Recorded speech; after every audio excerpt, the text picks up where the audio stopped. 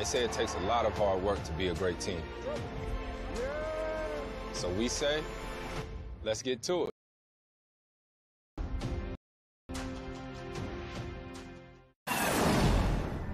Markelle Fultz missed such significant action in the preseason. In the minutes you're giving him, what do you want to see? Just for him to play loose and open court and free. You know, he's back home and really trying to not get caught up in the moment as much and letting him play, especially in open court. What's the hardest part of managing the minutes restrictions of such a phenomenal talent in Embiid? I mean, you just want to spend your money probably too quickly, you know, like you got to manage him. Hopefully we can have him at the end of a game and trying to balance that out where there's not a big gap in between playing times. It ends up too static, and we try to find more of a flow with him. Coach, thank you. Thank you. Right on cue, Embiid knocks down the shot. Embiid, again, 16 to 20 minutes as the Wizards lead 34-27. Here at the broadcast location now. Doris Burke to come over and joining us here at the table. I suppose we now call you full-time NBA analyst. For us, as Simmons comes up with a steal, goes down and finishes with a right hand. It's great to have you as a full-time, but we've always considered you an analyst, whether you're on the sidelines or here. But it's now your new nickname is GB Burke. Groundbreaking Burke. I don't know about that, Mike. She's a pioneer. You can reject it, but you are. And, Mike, this is an interesting lineup. All 5 Philly starters and a whole bench unit for Washington. And Philly off to a great start here in the third. First. What am I talking about? The second quarter. Doris is making me nervous. Jody Meeks trying to draw the foul on Redick. Embiid with the rebound. Once again, the trust the process chance on the road for Philadelphia. It just shows you how much excitement there is in Philly for these Sixers and this young team. Simmons keeps battling, doesn't come away with points. But he is active, and the size of him is what strikes you when you first see him. As Meeks is fouled, shot won't go, but he'll shoot 2. So again, right now 9:43 remaining in the second. You excited about all your extra NBA? Very excited. Yeah. Can't wait. We're excited to have you. 25 years will be the first time I've got one sport to cover, so that's going to be unique. You know you're going to miss Tallahassee covering, right. You know. All the beautiful hotels in Tallahassee. In Tallahassee. And occasionally still grace us with your presence on the sidelines? Well, clearly I would miss you guys terribly if I wasn't with you on a night-by-night basis, especially the guy next to me. So Meeks hits the first free throw. But for both of you, I mean, this is the first time I've seen Simmons in person. Your early thoughts when you see him.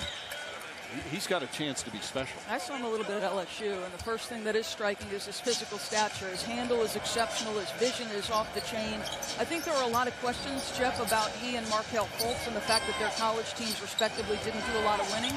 As an NBA coach, did that concern you as guys came into the league and maybe Markelle Fultz goes 9-22, he does not go, Ben Simmons doesn't take LSU to the NCAA tournament? Well, I watched the SEC a lot in Simmons' year.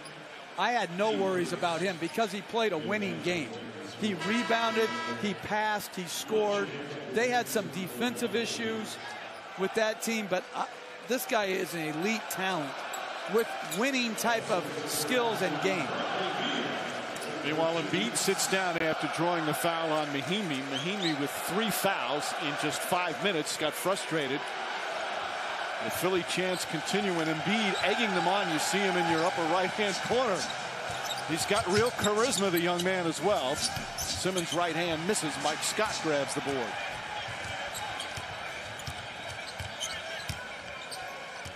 So Philly within 4. They've only shot 40% from the field so far. Amir Johnson trying to take it away in a held ball. And it's good help defense there from the Sixers. Coming up next on ESPN, second game of our doubleheader on our opening night. It's the Timberwolves and the Spurs from San Antonio. You can also see it streaming live on the ESPN app.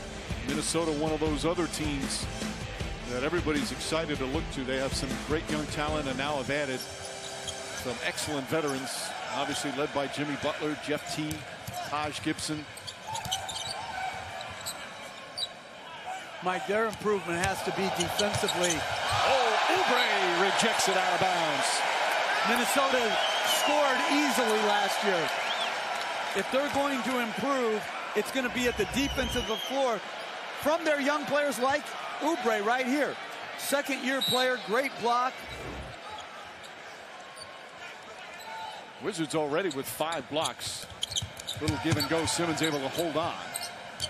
But Oubre has a chance to be a very, very good defender. Covington knocks down the 3.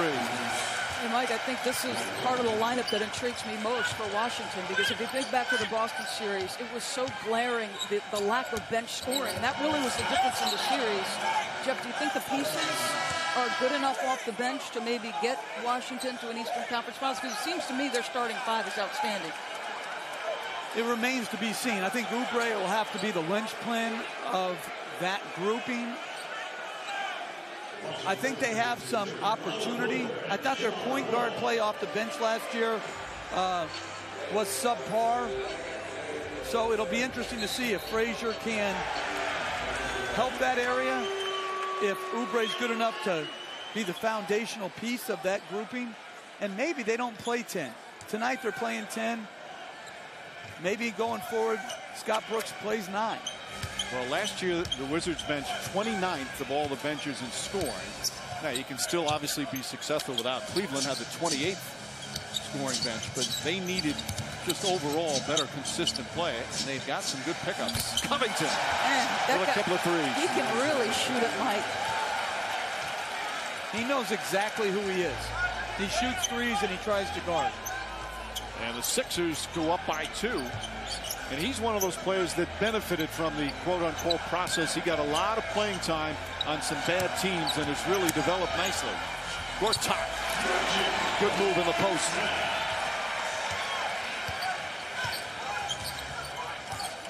So after leading by as many as 9, Wizards fall behind before tying it again. Hard screen set by Johnson on Wall. Covington tries again. Gortat already with 10 rebounds. We have 7.5 to play in the second.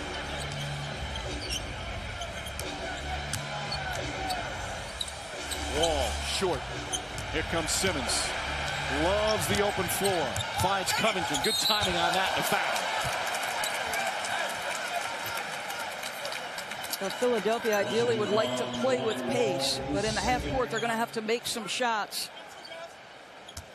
So you can get out into transition, push it up ahead. This guy just has great vision. Look at the pace he plays with. Just slows up just enough to let that guy filling the lane get to his spot. That's pretty. He's been watching tapes, or certainly did a lot last year while he sought out, of Magic Johnson. And he said the #1 thing that he took away from Magic Johnson was how frequently he pushed the ball up the floor. There was no hesitation.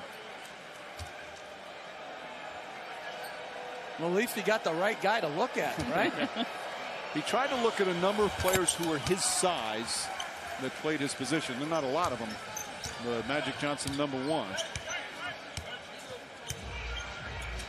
Magic's got his Dodgers up 3-0 too, Mike. Tough series for the Cubs. Porter. What a nice start from Otto Porter. 5 of 6 from the field.